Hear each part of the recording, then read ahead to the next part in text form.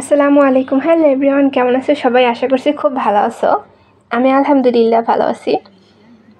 এই ভিডিওটা টাঙ্গাইল মহেরা জমিদার বাড়ি ভিডিও করা হয়েছে আরও 2 মাস আগে, 2-2.5 মাস আগে, কিন্তু আপলোড করা হচ্ছিল না। আজকে ভাবলাম না করিয়ে দিই। তো আমরা মহেরা জমিদার বাড়িতেই তোমাদের সাথে ঘুরে ঘুরে শেয়ার করব। জমিদার বাড়ির সামনে এরকম রাস্তার পাশে তো সুন্দর সুন্দর জিনিস দেখতেই পাচ্ছ বিক্রি করা হচ্ছে। সামনে আছে একটা বিরাট বড় পুকুর বা দিঘি। আচ্ছা, আমরা বইয়ের ভাষায় বলি, মহেরা জমিদার বাড়ি বাংলাদেশের ঢাকা বিভাগের টাঙ্গাইল সদর থেকে প্রায় 18 কিলোমিটার দূরে 8 একর জায়গা জুড়ে এই জমিদার বাড়ি বিস্তৃত। ঢাকা টাঙ্গাইল মহাসড়কে নাটিয়াপাড়া বাজার হতে আনুমানিক 4 কিলোমিটার পূর্বে মহেরা জমিদার বাড়ি অবস্থিত। এই বাড়ির সামনে প্রবেশ পথের আগেই রয়েছে বিশাখা সাগর নামে বিশাল এক দিঘি। এটাই সেই বিশাখা সাগর। কি সুন্দর ঘাট বাঁধানো আছে। তবে এটা বলে এখানে লেখা আছে এটা খুব সাবধানে ব্যবহার করবেন, বা না এই নিচে সম্ভবত নামা যাবে না, এরকম কিছু, কারণ এখানে হয়তো কোনো অ্যাক্সিডেন্ট হয়েছিল মেবি। তো দেখেন কি সুন্দর খেলনা গাড়িতে করে এরা ঘুরে বেড়াচ্ছে। আচ্ছা,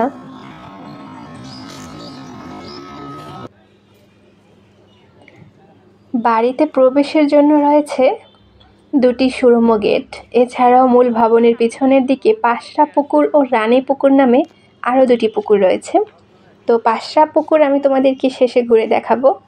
সুন্দর মাছ খেলা করছিল এখানে।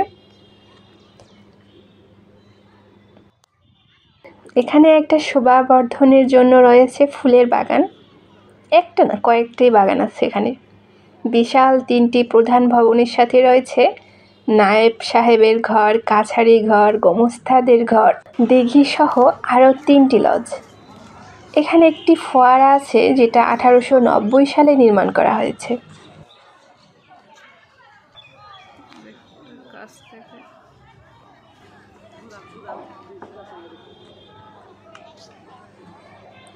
এখানে 3টা প্রাসাদ আছে বড়। এখন যেটা দেখছি আনন্দ লজ।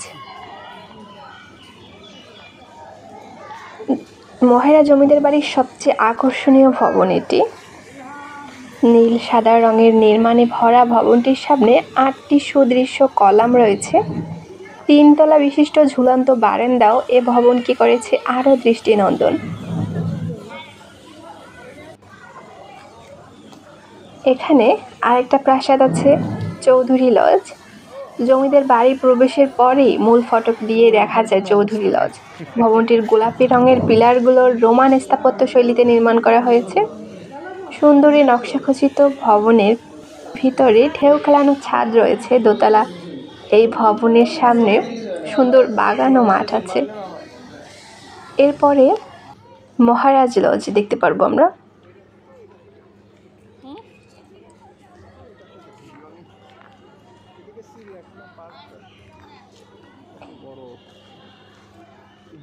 বাইজেন্টাইন স্থাপত্য শৈলীতে নির্মিত মহারাজ লজ এর সামনে 6টি কলাম আছে।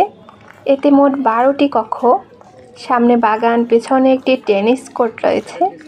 এই ভবনটি বর্তমানে শুটিং স্পট হিসাবে ব্যবহৃত হয়।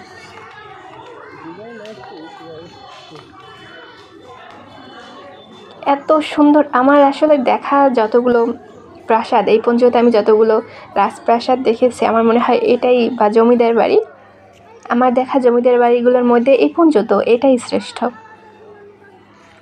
যেমন সুন্দর ছিল, এত আকর্ষণীয় ছিল, কত সুন্দর করে এই প্রাসাদটা তৈরি করা হয়েছে। এখানে আরও কালীচরণ নামে একটা প্রাসাদ আছে। ইংরেজিতে ইউ অক্ষরে আদলে এই ভবনটি ইংরেজি স্থাপত্য শৈলীতে নির্মিত করা।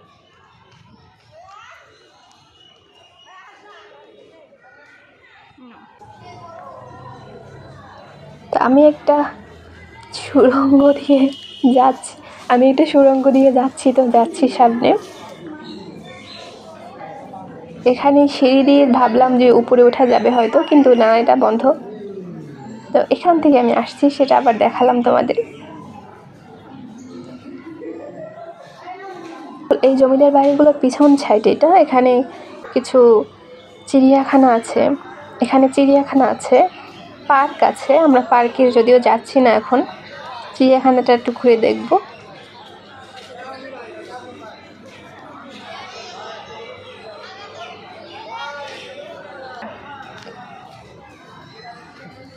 একটা হরিণ সুন্দর, আর পাশে কতগুলো হাঁস, এগুলো বুনো হাঁস বা এরকম কিছু, খেলা করছে পানিতে, দেখতে ভালোই লাগছিল। আর এইখানে আমাদের দুই রাজা রানী আছে, ওই যে রানী রাজা মেবি, এই ময়ূরটা সুন্দর তার পেখমগুলো ছড়িয়ে দিয়েছে। আমার মানে চোখের সামনে এই প্রথম কোনো ময়ূর তার পেখমগুলো এভাবে ছড়িয়ে দিয়েছে। আমি ভিডিওতে দেখছি, কিন্তু বাস্তবে এই প্রথম দেখলাম। এজন্য আমি আসলে আনন্দে আত্মহারা হয়ে ভিডিওটা যে সুন্দর করে করব সেটা ভুলে গেছি, কারণ ওইটাই তাকাই দেখতেছিলাম। এজন্য দুঃখিত, ভিডিওটা ভালো করে করা হয়নি। তো এখানে কিছু সুন্দরী হরিণ আছে, দেখতে ভালোই লাগছিল, চমৎকার লাগছিল। আর এই সেই ফোয়ারাটা যেটা 1890 সালে তৈরি করা হয়।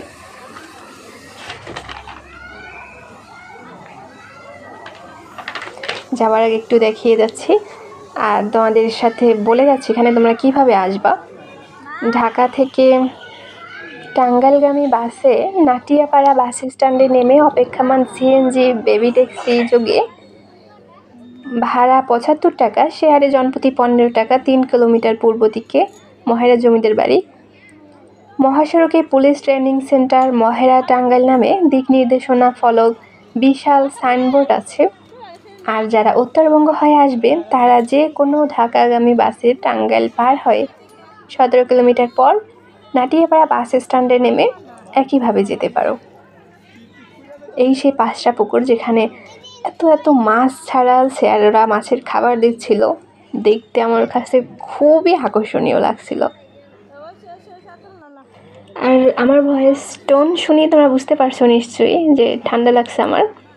তো সবাই দোয়া করবা, ভালো থাকবা, আল্লাহ হাফেজ।